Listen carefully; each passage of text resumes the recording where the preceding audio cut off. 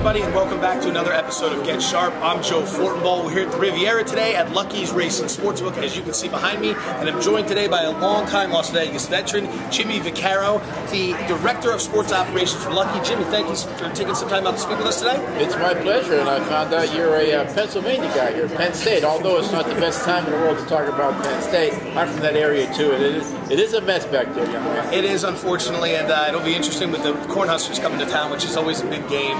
A little disappointing with the way things are turning out there, and with the Eagles on Monday night. Not looking too good in Pennsylvania right now. No, it was a bad week for the guys, the Pennsylvania guys, right? Eagles, Steelers, Joe Paterno. Pitt. You go on and on and on. That's why actually, I wanted to try to move outside of the state, but we're going to start today. We're going to talk about 3 games on the Week 10 schedule. We're going to start at 1 o'clock in Cincinnati, where the upstart 6-2 Bengals play host to the 6-3 Pittsburgh Steelers. Pittsburgh's coming off a devastating last-second drive. Joe Flacco and the Ravens go in and beat them. This game opens, though.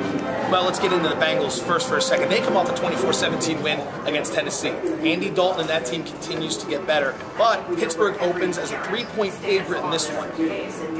Is that number right? Do you like that number? Yeah, obviously it's right because it's up on the board and it's bettable. Where it goes from here is really somebody's guess. If this were a short 5 weeks ago, that number would have been 6.5, Pittsburgh being the favorite. We're going into the season, it looked like the Bengals were going to have a tough time getting to 6 wins. It was between the Ravens and the Steelers early on, who's going to win the division. It's very apparent that the Steelers ran into a buzzsaw just a few short nights ago, losing the second game in the season to the Baltimore Ravens. And the Bengals showing some heart, naturally coming back and winning the game on Sunday again. And now they're up to a mark where nobody thought they would be, Week 10 of the season. Let's give the Bengals credit. The number, again, easy one because you're going to still say to yourself, okay, we know the Bengals are overachieving to some degree. We know the Steelers played well, as obviously running into the Sunday night buzzsaw, but before that, they had a good 3 or 4 week run. The money will still come on the Steelers as far as the recreational bettor is concerned. They're still likable. They're still the Steelers. They're coming off a loss. They're going to a place that everybody knows that it's not the hardest place to go to when you're a visitor. The home crowd has been better for Cincinnati the last, obviously, 4 or 5 weeks because they're playing, again, over what everybody anticipated they would do. But the 3-point favorite, that was an easy one to make, but I would venture to say by Sunday afternoon, most of the books in Nevada will be rooting for the Cincinnati Bengals. Pittsburgh's 8-1-1 against the spread in the last 10 meetings between these two teams. What's it going to take for Cincinnati to get to a point where the public starts liking them? They have to beat the Steelers. If they beat the Steelers this week and beat them, I will never use the word convincingly. They're not capable yet of knocking somebody out like a big time team. They can't go in and beat the Ravens by 17 points, and they won't be able to do it against the Steelers either. So for them to get the respect that's due, they're going to have to win a game like this. But trust me, the Bengals would have been in a better spot to win this game if the Steelers would have beaten the Ravens on Sunday night. What you're getting anymore, Joe, is what we call hard, cold numbers. 30 years ago when I was doing this kind of stuff, you put up the number that you thought that should be the number. That's a hard, cold number. But in today's environment, the way that the mainstream America gets involved in these games, there's more situations that you have to equate to now. It's art and science combined anymore. This isn't hard, cold numbers. If the Steelers would have beaten the Ravens, you might have seen maybe a little letdown from the Steelers because they know that at least it's 1-1 now against the Ravens for the home field advantage. The Bengals are there, but really we still don't take them serious to be a Super Bowl contender. So if Steelers would have won the game, the Bengals had a better shot to upset them. Steelers coming off a loss, the 3 is a good number. When you look at the total in this game, it's right around 41.5. You think defense with these two teams. The Bengals have been putting up points each week, and the Steelers, even last week against the Ravens, rally late, put some touchdowns up. We're in position to win that. Do you see this a little more higher scoring, or do you think the two defenses come through in this game? Yeah, well, if you bet just the overs the first 5 weeks of the season in the NFL, you'd be a multi-millionaire now because it was just game after game after game going over.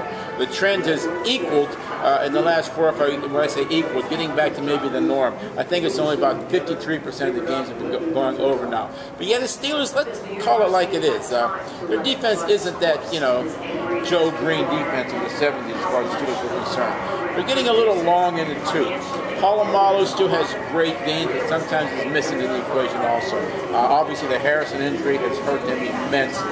So there's a lot of things that go into it. Go to the other side. Dalton comes from a big-time program, manages the game, doesn't try to get out of line too much. They're running the ball with effectiveness, and Marvin Lewis is at least putting the team together. At least can go out to the field and show that they can play both offense and defense. But I would suggest this is a little more high scoring than maybe normal in these type of games. Pittsburgh against Cincinnati. And also at 1 o'clock, 6-3 New Orleans travels to 5-3 Atlanta in a big game that could have big implications in what goes on in the NFC South. New Orleans coming off a 27-16 win against Tampa Bay. They bounce back after the St. Louis loss. Atlanta wins 31-7 in Indianapolis. Nothing surprising there. These two meet. What is a bit surprising, though, when you take a look at this game, New Orleans is going into the Georgia Dome as a 1-point favorite right now. What do you think about that? Again, Week 10. The opening numbers aren't that hard because everybody has seen these teams play now for 2.5 months. The key when you put up numbers like this is basically to see what they do with it. Maybe not even the first number, but the second number. You could have gotten away being a bookmaker here if you'd have opened either side of the 1-point favorite here, just to see where they were going to push you to. In this case, the -1 Saints was dancing in my head, all Sunday afternoon anyway. It really wasn't a hard one. The Saints, and both teams really been a Jekyll and Hyde team. They've shown up in games that are looking dominant. Then they've went in, New Orleans Rams 2 weeks ago. Who would have thunk it? I mean, it's happening. It is the NFL. Again, easy one to put up Saints and no money. This is one of the few weeks in the last 4 or 5 that the early opening numbers haven't really moved that much. Reason being, as I stated, we're into 10 weeks now. We should know where the opening numbers should be. Don't know where they're going to end, but we should know where they're starting. Over is 5-2 in the last 7 meetings between these two teams. When you look at them, you think shootout. You think that with Drew Brees, and you've also seen that defense of Greg Williams. Aggressive, but they've struggled at times with coverage breakdowns. On the Atlanta side of the ball, offensively, you still think that, but last week it was 2 big plays from Julio Jones. At the same time, Matt Ryan struggled a bit and made mistakes. Are we in line for another shootout in this one, or could the defenses show up here? Yeah, I think we're in line for a shootout for the reasons you mentioned. I mean, it can be nothing, 3 minutes to go in the first quarter, then it's 21-7 at the half because it only takes 1 or 2 big plays.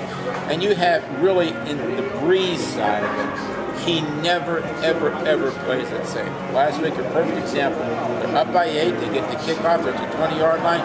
He throws the ball 4 times in a row instead of trying to eat up the clock by running the ball and trying to grab the first down to make the clock run. You obviously seen what happened. He went down there, wound up kicking the field goal to make the game come 11. Drew Brees, and I like the style.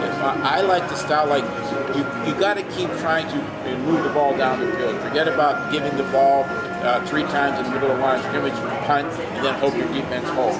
So that is why it's just really hard to bet a Saints game under the total. Atlanta, as we've all known for quite some time, is a team that plays quite well at home. They've had a good record under Matt Ryan, but they struggled last year against the Packers. The Eagles almost went in there and got them early in the year. Which side do you see the public coming on here? Because they know about the Georgia Dome, but they also like Drew Brees and the Saints. Mark it down. I'll make you a milkshake bet. The game closes 2 Saints. I think there'll be more recreational play on the Saints here as opposed to the wise guy play. The wise guys, they probably won't bite on the Falcons until it possibly gets up to 2.5. Then maybe they can buy the game to 3 or get what you would consider a generous money line bet here. Now, obviously, this is Tuesday. I could be as wrong as it's going to rain this afternoon out front there. But all indications would be that the Saints will draw the parlay cards and the parlay bettors money, and the game will go up as opposed to down. Night game, big one in the AFC East. 5-3 New England against the 5-3 Jets. Everyone's log jammed at 5-3 in the AFC East. The Patriots, tale of two different teams coming in here. Patriots have lost 2 straight, including a last-second 24-20 loss to the Giants. Meanwhile, the Jets have won 2 straight, including the one coming off the bye week, 27-11 last week at Buffalo. You look at this game, opens at around a pick'em, right there, right there. Which way do you see this one moving? Because the Patriots seem to be a team people like, but that defense, they stink right now. Jets are a 1-point favorite in both of the spots here, and I'll just give you a little lesson, kid. You listen? I'm listening. Last week, Patriots at the Steelers, right? What was the spread that game? I don't know. What was it? Patriots a 3-point favorite. For a 3-point favorite? Coming off the losses, and here they're going into Pittsburgh. But they've been exposed the last month. It's not the Patriot team, even on the offensive side. Yes, this kid's a great quarterback. Components around it, they're not as good as they've been in the past 5 years. The Jets, we know with Rex Ryan, anything can come out of his mouth, during the week. But the team, if Sanchez manages the game, I think they might even be a little bit better than the Patriots. The point being, Jets are a 1-point favorite. If the Patriots would have beaten the Steelers last week as a 3-point favorite, you would have saw the Patriots open up a 2-1-point favorite. We're adjusting quick anytime it comes to the Patriots now, because Patriots have been relatively good for the books. All that money bet on the Patriots with the parlays and the teasers. You've gotten a lot of receipts back and no cash if you put your cash up there. So here's an example of what I would consider a fair adjustment by the odds makers. The Jets should be a small favorite. Now, once again, the Patriots are an absolute. People love the Patriots, love to bet on them. So the game could go down. I say it ends right where it starts. Maybe the Jets are 1-point favorite. So we're looking at balanced action on both sides. Yes. Patriots coming into this one 10-2 in their last 12 against the spread at New York. How much does that factor into something like this? Nothing. The trends and angles are good, but they're not the end all answer. Because it's very simple. Even if they're 10-2 in the last 12, and you just can't blindly run up to the window, you can and say, give me the trend. I'm betting because they're going to be 11-2. Well, you don't want to be the donkey that they're 10-3 after the game. It could go both ways. So yes, everything is factored into it. You look at history, you look at this, but those type of things, they don't determine as much as they used to. Now the situations are more determinant of what the points spread would be as opposed to trends and angles. So situational play has more of an effect rather than some of the trends we talked about. Here's the situation. You'll probably see smart money on the Seattle Seahawks this week. I can see that, Jimmy. Well, Baltimore. Big-time win Sunday. Going to a non-divisional opponent across the country. We know Seattle's not that good, but giving up a touchdown, if it goes to 7.5, you'll see money there. Situation dictates. It's a spot to play against the Ravens because even if they lose a game, it's not a division game. They had their big win just a few nights ago. They got to go to Seattle. Put it this way, I wouldn't be surprised if smart money comes in, the situation dictates, playing Seattle next Sunday against the Ravens. He's Jimmy Vaccaro. Thank you so much for your time. Jimmy, Director of Sports Operations for the Lucky's Racing Sportsbook. Can't thank you enough. Hope to have you on again soon. My pleasure, anytime. Enjoy the games this weekend, everybody. We'll see you next time.